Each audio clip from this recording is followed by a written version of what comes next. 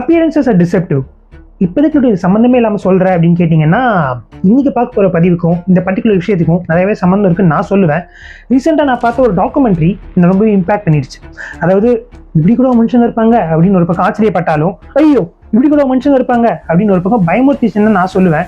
So உங்களை நிறைய பேருக்கு நான் இதை பற்றி பேசப்போது நல்லாவே தெரிஞ்சிருக்கும். ஸோ தெரியாதவங்க sit, take a sip and welcome back to சுமார் பதிவு வித் மீ ஹரி நட்ராஜன். நம்ம கேரளாவில் இருக்கிற ஒரு பர்டிகுலர் வில்லேஜோட பேர் தான் கூடத்தாய். அந்த கூடத்தாய் வில்லேஜை சேர்ந்தவங்க தான் டாம் தாமஸ் அண்ட் அன்னம்மா தாமஸ். அவங்களுக்கு மொத்தம் 3 பசங்க, ராய் தாமஸ், ரோஜோ தாமஸ் அண்ட் ரென்சி தாமஸ். டாமும் சரி அன்னம்மாவும் சரி ரிட்டையர்ட் டீச்சர்ஸ். அவங்க ஃபேமிலியை அந்த ஏரியாவே ரொம்ப ரெஸ்பெக்டடாக பார்க்கும். அது மட்டும் இல்லாமல் அவங்க ஃபேமிலியை பொன்னாமட்டன் ஃபேமிலி அப்படின்னு கூட எல்லாரும் கூப்பிடுவாங்க. ஸோ இதெல்லாம் ஒரு பக்கம் இருக்கும்போது ராய் ஒரு ஃபங்க்ஷனில் ஜாலி ஜோசப் அப்படின்ற ஒரு பொண்ணை பார்க்குறாரு. அவங்க 2 பேருக்குள்ள லவ் வருது. ஸோ அது எப்படியோ வீட்டுக்கும் தெரிய வருது. பட் டாம் என்ன பண்றாருன்னா, இல்லை இது சரியா வராது அப்படின்ற மாதிரி ஃபர்ஸ்ட்லேருந்தே சொல்லிட்டு இருக்காரு. பட் அண்ணம்மா அவங்களை கன்வின்ஸ் பண்றாங்க. எப்படி அப்படின்னு பார்த்தீங்கன்னா, ஜாலியும் கிட்டத்தட்ட அவங்க ரிலேட்டிவ் மாதிரி தான், அவங்க சர்க்கிள்குள்ளே தான் வருவாங்க. ஸோ ஸ்டேட்டஸ்லையும் சரி எல்லாத்துலேயுமே கொஞ்சம் ஈக்குவலாக இருக்கிறதுனால அண்ணம்மா எப்படியோ டாமை கன்வின்ஸ் பண்ணிடுறாங்க. டாமும் ஓகே அப்படின்னு சொல்லிட்டு வேற வழி இல்லாமல் அக்செப்டும் பண்ணிக்கிறாரு. ஸோ 1997 ராய்க்கும் ஜாலிக்கும் கல்யாணம் நடக்குது. ஸோ கல்யாணம் ஆகி இந்த வீட்டுக்கு வந்த உடனே ஜாலி ரொம்பவே சகஜமாக எல்லாருக்கூடையும் பழக ஆரம்பிச்சிருக்காங்க. ரிலேட்டிவ்ஸ் கூட நல்லா பேச ஆரம்பிச்சிருக்காங்க. நெய்பர்ஸ் கூட நல்லா பழக ஆரம்பிச்சிருக்காங்க. முக்கியமாக ராயோட சிஸ்டரான ரென்சி கூட ரொம்ப ஃப்ரெண்ட்லியாக இருக்காங்க. எல்லாரும் சேர்ந்து வெளியே போகிறது, family functions, outings, hotels, shopping அப்படின்ற மாதிரி. ஸோ நல்லா போயிட்டு இருக்கிற ஒரு காலகட்டத்தில் தான் அண்ணம்மா ஜாலி கிட்ட சில கொஸ்டின்ஸை ரைஸ் பண்ணுறாங்க. அதாவது நீ தான் எம்காம் வரைக்கும் படிச்சிருக்கல, எதுக்கு வீட்டில் இருக்க? படித்த பொண்ணுங்களாம் வீட்டில் இருந்தால் அது நல்லா இருக்காதுல்ல, நீ ஏதாச்சும் வேலைக்கு போகலாமே, நீ வேலைக்கு போய் ஏர்ன் பண்ணினா அது உன் ஹஸ்பண்டுக்கும் ஹெல்ப்ஃபுல்லாக இருக்கும்ல அப்படின்ற மாதிரி கொஸ்டின்ஸ் கேட்க ஆரம்பிச்சிருக்காங்க. பட் ஜாலிக்கு வேலைக்கு போகிறதுல அவ்வளோ இன்ட்ரெஸ்ட் இல்லை. இதை பற்றி ரென்சி கிட்ட கூட அவங்க டிஸ்கஸ் பண்ணியிருக்காங்க. ஸோ இதெல்லாம் ஒரு பக்கம் நடந்துகிட்டே இருக்கும்போது 2002 திடீர்னு ஒரு நாள் நைட்டு அண்ணம்மாவுக்கு ரொம்பவே உடம்பு சரியில்லாமல் போகுது. அதாவது மூச்சு விட முடியாமல் என்ன பண்ணுறது அப்படிங்கிறதே தெரியாமல் அவங்க இருக்காங்க. ஸோ வீட்டில் இருக்கிற எல்லாரும் பேனிக் ஆகி அவங்க ஹாஸ்பிட்டலுக்கு கொண்டு போகிறாங்க. அப்போது ஹாஸ்பிட்டலில் ட்ரீட்மெண்ட் கொடுத்துட்டு இருக்கும்போதே அதில் எந்த ஹெல்ப்பும் இல்லாமல் அவங்க இறந்து போயிடுறாங்க.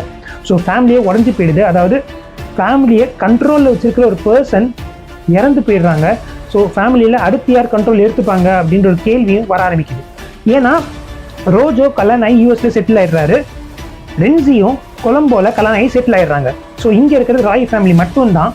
ஸோ ஜாலி அந்த மூத்த மருமக அப்படின்ற ரெஸ்பான்சிபிலிட்டியில் ஃபுல் ஃபேமிலியும் மேனேஜ் பண்ண ஸ்டார்ட் பண்ணுறாங்க. ரொம்ப நல்லாவே அவங்க ஃபேமிலியை கண்ட்ரோலில் வச்சுருக்காங்க.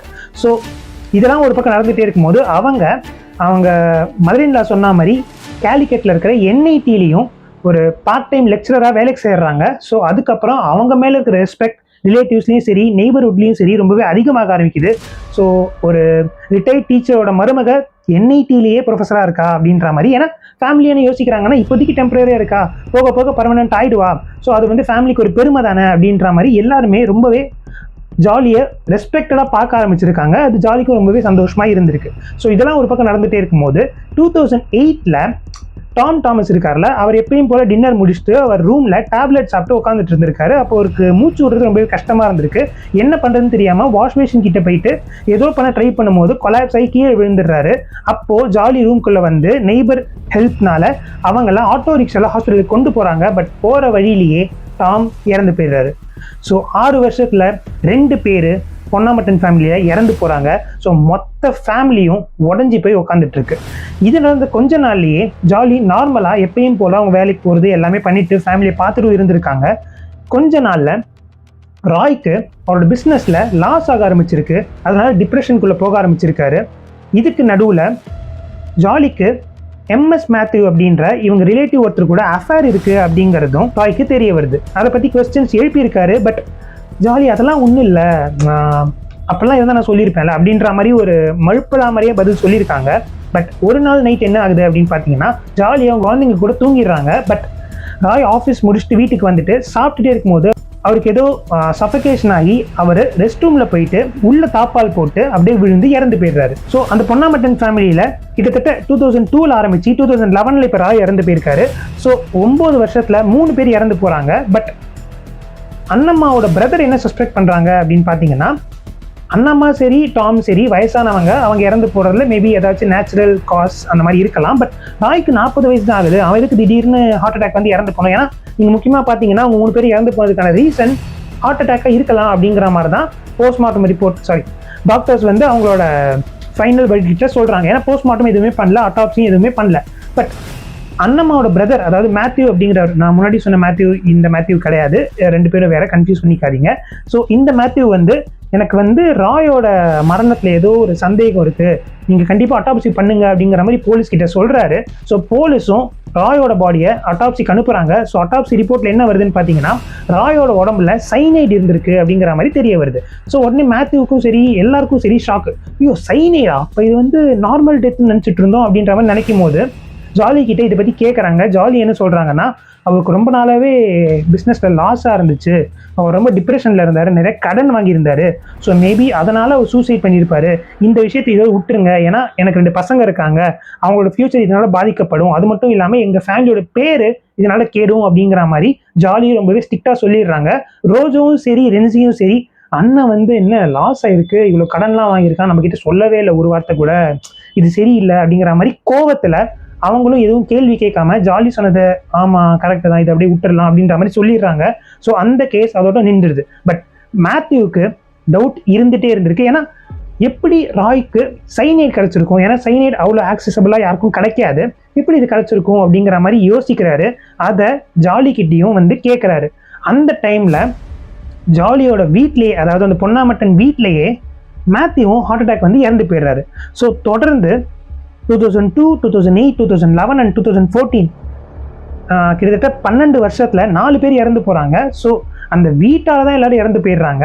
அந்த வீட்டில் தான் ஏதோ ஒரு பேட் வைப்ரேஷன் இருக்குது, ஏதோ நெகட்டிவான ஒரு திங் அந்த வீட்டை சுற்றி நடந்துகிட்டே இருக்குது அப்படிங்கிற மாதிரி அந்த நெய்பர்ஸ்லாம் சொல்ல ஆரம்பிச்சிருக்காங்க. யாருக்குமே வேறு எந்த சந்தேகமும் வரல. ஸோ இதுக்கப்புறம் என்ன நடக்குது அப்படின்னு பார்த்தீங்கன்னா, ஜாலி ராயோட கசினான ஷாஜு அப்படிங்கிற ஒருத்தர் கூட நல்லா க்ளோஸ் ஆக ஆரம்பிக்கிறாங்க. ஏன்னா கசின்ஸ் தானே, ஸோ ஃபேமிலி, ஸோ க்ளோஸ் ஆக ஆரம்பிக்கிறாங்க. அவங்க வீட்டு ஃபங்க்ஷனுக்குலாம் கூப்பிட்டா ஜாலி போவாங்க. அந்த மாதிரி ஷாஜுவோட வீட்டில் நடந்த ஃபங்க்ஷனுக்கு ஜாலி போயிருக்காங்க. ரென்சியும் வந்திருக்காங்க. அப்போது ஷாஜுக்கு ஒரு பொண்ணு இருக்காங்க, 2 வயசு பொண்ணு. அவங்க ஏதோ சாப்பிடும்போது எதிர்பாராத விதமாக அவங்களும் இறந்து போயிடுறாங்க. ஸோ அதுக்கப்புறமா ஷாஜுவோட ஒய்ஃப் சில்லி ஜாலி கூட க்ளோஸ் ஆக ஆரம்பிக்கிறாங்க. க்ளோஸ் ஆகி வெளியே போகிறது, ஷாப்பிங் போகிறது, அந்த மாதிரி அவங்க ரொம்ப டிப்ரெஷனில் இருக்கிறதுனால, அது பொண்ணு இறந்து போன சோகத்தில் இருக்கிறதுனால ஜாலி என்ன சொல்கிறாங்கன்னா, நீ கவலைப்படாத, என் ஃபாதர் இன் லா அதாவது டாம் வந்து ஒரு டேப்லெட் எடுத்துப்பாரு டிப்ரெஷனுக்காக, அது போட்டால் ரிலீஃபாக இருக்கும், தூக்கம் வரும்னு சொல்லுவார், நான் அந்த டேப்லெட்டை உனக்கு தரேன், நீயும் யூஸ் பண்ணிப்பாரு, உனக்கும் ரிலீஃபாக இருக்கும் அப்படின்ற மாதிரி சொல்கிறாங்க. ஸோ அந்த டேப்லெட்டையும் சில்லி கிட்ட ஜாலி கொடுக்குறாங்க. ஸோ அதை சாப்பிட்ட கொஞ்ச நாள்லேயே சில்லியும் இறந்து போயிடுறாங்க. ஸோ 2002, 2008, 2011, 2014, 2014லேயே சில்லியோட குழந்தை, அப்புறம் 2016ல் சில்லி.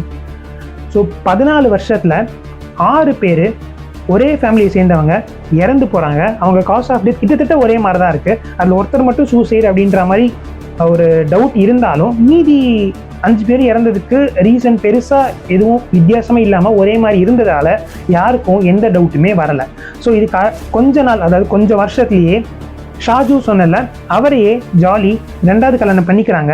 அவங்க 2 பேரும் ரொம்பவே சந்தோஷமாக அவங்க வாழ்க்கையை வாழ்ந்துட்டு இருந்திருக்காங்க. அப்போ தான் ஒரு பெரிய ட்விஸ்ட் வருது. ரோஜோ மூலமாகவும் ரென்சி மூலமாகவும் இப்போதைக்கு நம்ம பார்த்த கதை ஒரு பக்கம்தான். பட் இதுக்கு உண்மையான பக்கம் ஒன்று இருக்குது. அது என்ன அப்படிங்கிறத என்னோட அடுத்த பதிவில் சொல்கிறேன். அது வரைக்கும் அவங்க 6 பேர் இறந்ததுக்கு ரீசன் என்னவா இருக்கும், உண்மையிலேயே நேச்சுரலாக தான் அவங்க இறந்து போயிருப்பாங்களா, இல்லை வேறு ஏதாச்சும் அதில் விஷயம் இருக்குமா அப்படின்னு நீங்கள் நினைக்கிறத கமெண்ட் செக்ஷனில் போடுங்க. அதே மாதிரி அடுத்த வீடியோக்கு காத்துட்ருங்க. So until then, take care from Natarajan.